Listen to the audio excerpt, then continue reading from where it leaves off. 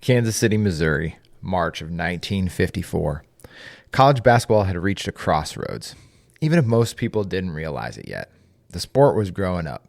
Attendance was up, and interest was expanding beyond regional rivalries. But the structure underneath it remained rigid, exclusionary, and deeply resistant to change. Maybe some things don't change. At the center of that moment, though, stood John B. McLendon.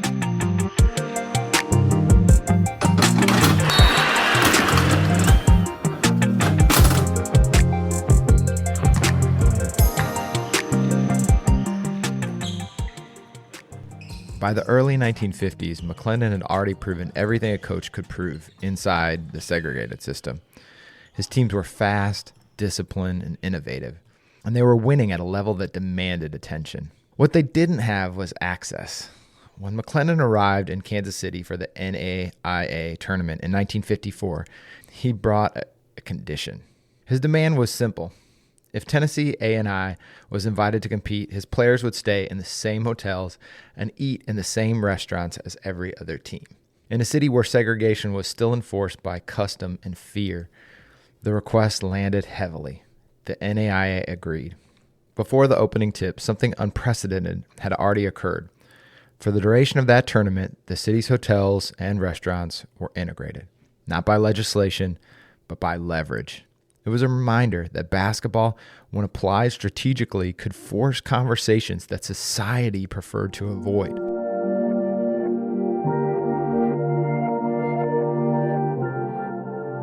Act 1. The fight to enter March.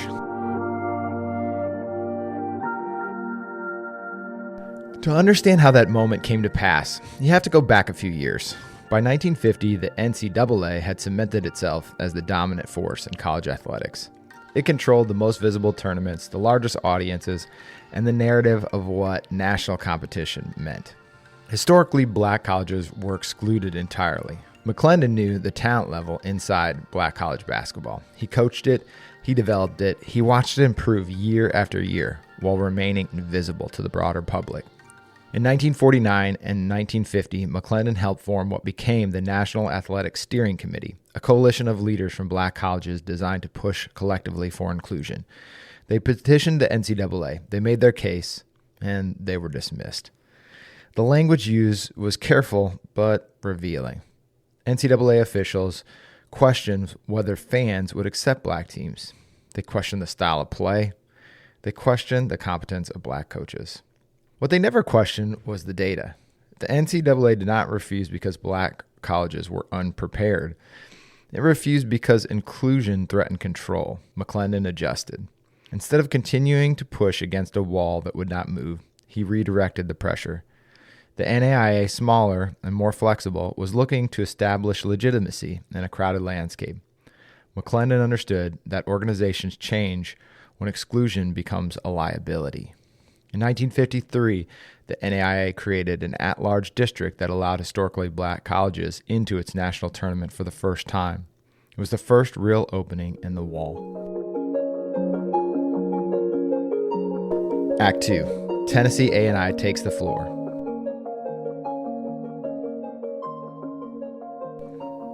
When Tennessee A&I entered the national tournament picture, they did not arrive as a novelty. They arrived prepared. McLendon's teams were built on principles that had been refined for more than a decade. Conditioning was non-negotiable. Tempo was constant. Defense was aggressive and intelligent. They did not rely on improvisation. They relied on structure. One of the defining figures of that era was Dick Barnett. Barnett embodied McLendon's philosophy. He was skilled, creative, and relentless. His signature jump shot, leaning forward on release, became known as Fallback Baby, and it was nearly impossible to defend. Barnett averaged over 30 points per game in college, but his impact went beyond scoring. He played with confidence in spaces where confidence itself was considered an act of defiance. By the late 1950s, Tennessee A&I had become the standard. In 1957, they won the NAIA National Championship. In 58, they returned and won again. In 59, they completed the Three-Peat. No black college had ever won a national basketball championship before. No college of any kind had ever won 3 in a row. The achievement was undeniable. It silenced arguments that had lingered for decades. The notion that black coaches lacked sophistication collapsed under the weight of execution. The idea that black teams could not sustain success disappeared. What McLendon had built was not just a winner, it was proof.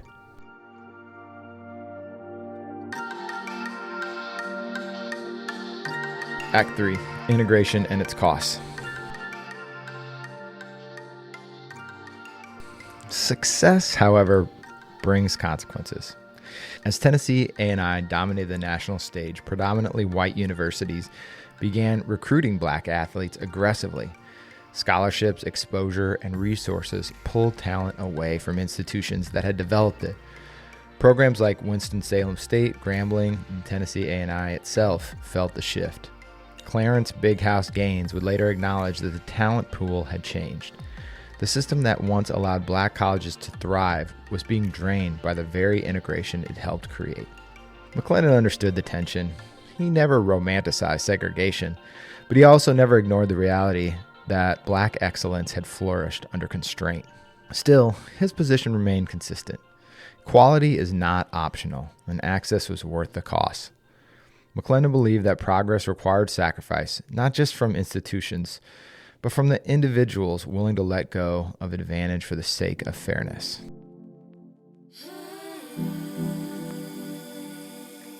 Act 4. Breaking the bench barrier. McLendon's playing career had been blocked by quotas. Coaching became his path forward. In 1959, he became the first African-American head coach of a professional basketball team, taking over the Cleveland Pipers. Under his leadership, the Pipers won championships in the NIBL and AAU, and they competed in the short-lived American Basketball League. In 1966, McLendon crossed another barrier when he was hired as the head coach at Cleveland State University, becoming the first black head coach at a predominantly white university. And the timing mattered. This was the same year Texas Western won the NCAA championship with an all-black starting lineup. It was also the year Bill Russell became the NBA's first black head coach. McLendon wasn't following a trend. He was part of the pressure that created it. In 1969, he became the first black head coach in the ABA with the Denver Rockets. Not every stop was successful, but every stop widened the lane for those who followed. Act 5. The game goes global. In the 1970s, McLendon stepped away from full-time coaching and became an ambassador for the game. Working with Converse, he spent nearly 2 decades traveling the world, conducting clinics, teaching basketball fundamentals in Europe, Asia, and Africa. He taught the fast break. He taught pressure defense. He taught discipline. Basketball's global expansion didn't just begin with the Dream Team. It was finished by the Dream Team. It began with educators who believed the game could travel and connect and cross cultures. McLendon was one of the most important teachers. Act 6, legacy and modern resonance. Today, basketball is faster than it's ever been. Transition offense is expected. Full court pressure, standard. Conditioning defines success. These ideas didn't emerge overnight. They were developed in gyms that rarely received attention and refined by coaches who were denied platforms. Every fast break carries that lineage. Every pressure defense reflects that philosophy.